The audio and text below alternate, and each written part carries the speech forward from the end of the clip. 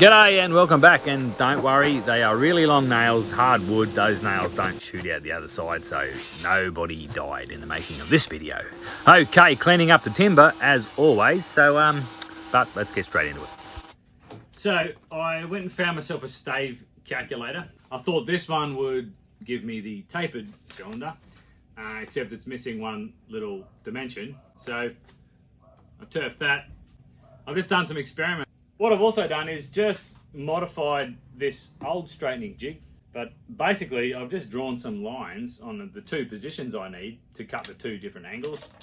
I'm pretty confident that the last stave may need to be cut slightly different. Hopefully it works out. Alrighty, so step one is to get out the straightening, step one is to put on your dust mask because it makes a massive mess. Step two is to cut the first angle of your stave to the appropriate bevel using a straightening jig like this. Step three is to move the tapering jig over to get the opposite angle so you can get your nice, beautiful looking tapered stave.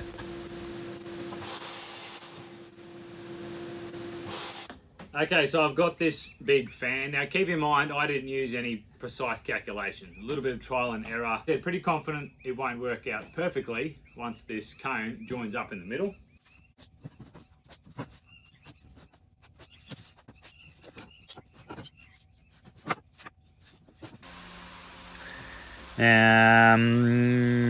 There, alrighty. Now, obviously the smart thing would do to maybe do it in smaller sections until I actually figured out how I'm going to do the complete How's Your Father. I don't think this is going to work, just slightly.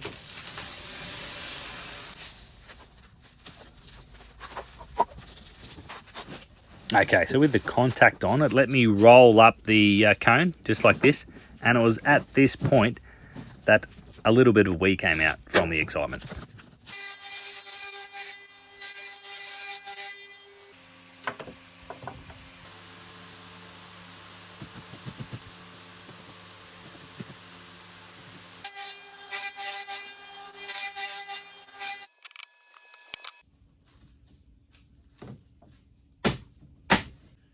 Okay, well, I think that's going to work.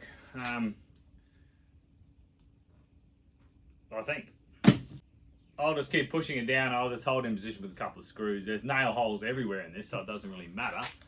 But that is going to keep this cone perfectly round. So that's pretty cool. A fair bit of arse to get here, but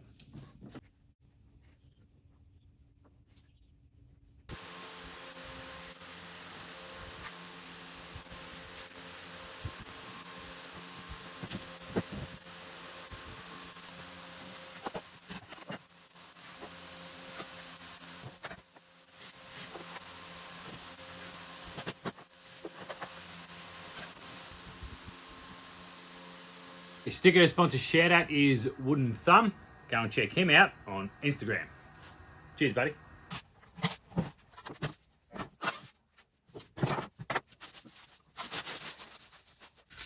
So a little bit wasteful, but these rolls of contact are only about 60 cents a roll. It's far cheaper than using expensive tape. Not that this is cheap tape. Surely I get some credits rescuing this timber from the scrap pile. Alrighty, don't mind me. As soon as I started sanding this back, I knew that it was a bit of a winner. So regardless of what I use this for, which it probably will be a dust cyclone, I think it's going to look pretty sweet at this point. I'm using a contrasting putty because I really want the holes to stand out. How much do I want them to stand out? Like dog's balls on a canary. That was for you, Pete. Juliet. Alright, just throwing a bit of colour on just to see how it looks. And then I'm going to get straight into cleaning up all the timber I need to make the top and the bottom circles.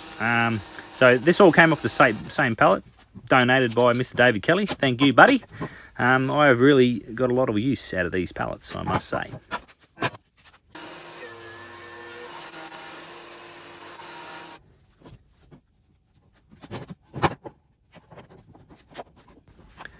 Okay, got a fair bit of circle work to do now, and lesson learned from the clock. I'm cutting the outside circle first, doing what I've got to do for the top piece, and then I can chop out the middle, and that'll give me what I need for the bottom piece. So lots of circles, but enjoy this little montage as we get towards the end.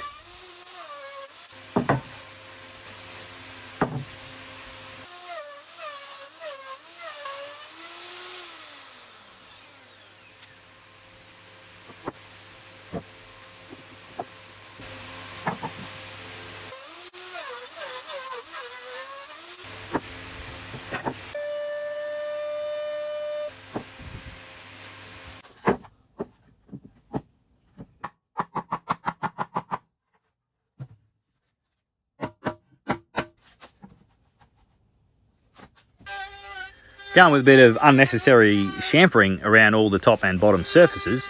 Don't need it for the dust cyclone, but I do want it to look like a reasonably nice vase. So that's pretty much the only reason that I did that.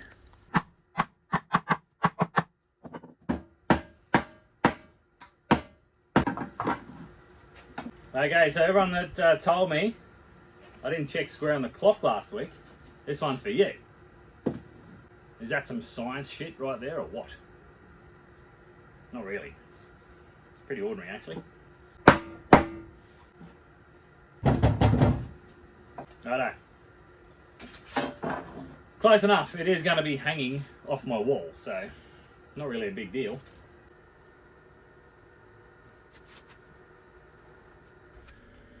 Okay, I'm just going to screw it down, potty up the holes. It does go with the rest of the rustic looking pot. Again, it's shop furniture, so no one is really going to care. I'll give you some measurements for what I did. Like I said, a bit of trial and error. You can figure out whatever you want. So I'm 500 mil across the top by about 600 mil high. And my outside diameter down the bottom is about 250 mil, which gives you about 200 mil across the bottom, and that should cater for whatever size pipe I have coming out the bottom of this. 600 mil stave width at the top is 60 mil, and down the bottom it's about 32 mil. 6-degree bevel. So I started with 4.5, and my circle was not tight enough, so went up to 6, and it worked out pretty good. And I've got 23 staves to make up this size pot. If you think back to the video, there was actually an extra one as I brought the cone around, and I just pulled out what was required until those angles worked out pretty nicely. Like I said, you can just cut another thin strip, alter the angle on the last one so you do get a nice tight fit. But keeping in mind, when you do jam down, whatever you're going to use to clamp this in position, it is a little bit forgiving. So you should be able to make it work. There you go. Staves. Tapered staves. Got some ideas cooking now, I tell you. Next time you see this will be when I actually turn this into a dust cyclone. Hope you enjoyed watching. Feel free to subscribe so you can tune in to when I continue with this. I appreciate all the support everyone keeps throwing my way. Much appreciated. Rightio. Take it easy. All right, quick thank you to these fellas, James and Mario, Fixit Fingers and the WoodFather, respectively. Appreciate the couple of dollars you send my way. What do I do with the cash? Well, at the moment, I send it to other makers. So that's all good. Thanks very much.